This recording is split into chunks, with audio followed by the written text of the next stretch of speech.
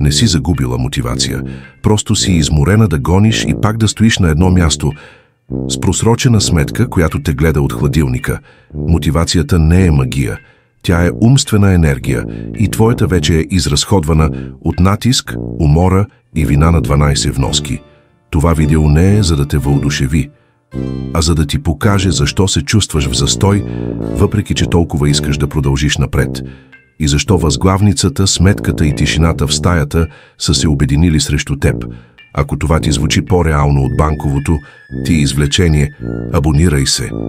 Тук не те съдим, просто опитваме пък утре. Не си загубила мотивация. Тя просто е изпарена между известие за плащане, изтощителна среща и тежестта, че винаги закъсняваш със собствения си живот.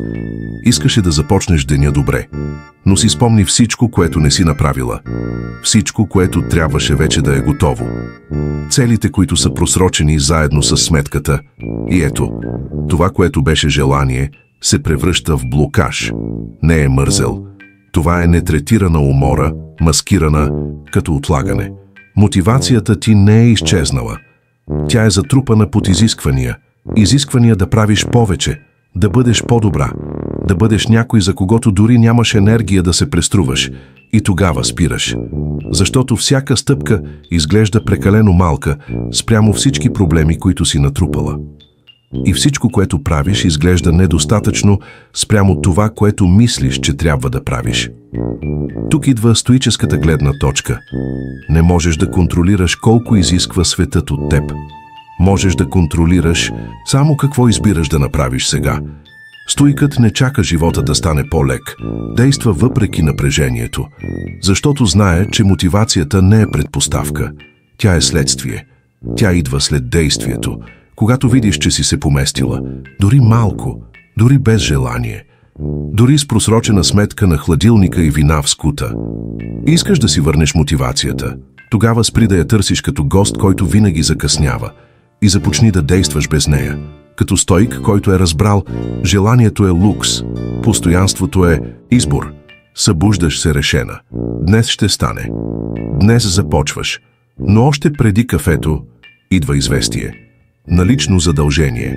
Просрочено плащане. Името ти може да бъде докладвано. И изведнъж всичко замръзва. Не заради сумата, а заради невидимата тежест, която носи. Не числото боли, а напомнянето, че животът те държи отговорна, дори когато нямаш сили да станеш. И как да се почувстваш мотивирана, когато първото нещо, което виждаш сутринта, е известие, че си се провалила? Няма как. Сметката не крещи. Но шепне, изоставаш с всичко. И това звучи в главата ти през целия ден. И тогава, разбира се обвиняваш още повече. Чувстваш се безполезна. Преструваш се, че ще подредиш живота си с плейлист за фокус от YouTube. Но отвътре вече си се отказала преди да започнеш. Тук идва това, което стоикът разбира. А ти си забравила. Не контролираш натиска на света, но контролираш как ще реагираш на него. Мотивацията, такава каквато я очакваш, лека, плавна, спонтанна, не оцелява в среда на постоянен натиск. Стоикът действа дори под напрежение. Не защото е неуязвим, а защото знае, ако оставиш светът да диктува темпото ти, никога няма да тръгнеш. Не трябва да оправиш всичко днес. Просто се помести, дори с известие, дори с отворена сметка, дори с страх. Защото понякога най-големият отговор на просрочена сметка е да докажеш на себе си, че все още се движиш, дори в дълг. И този избор да продължиш въпреки натиска, вече е акт на тиха сила. Вече е стоицизъм в действие.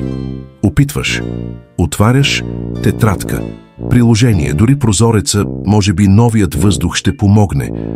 Но нищо не идва. И тогава се предаваш, лягаш отново, като че ли казваш: само днес, утре ще оправя нещата. А възглавницата не протестира. Тя те прегръща. Кара те да вярваш, че е справедливо да спреш.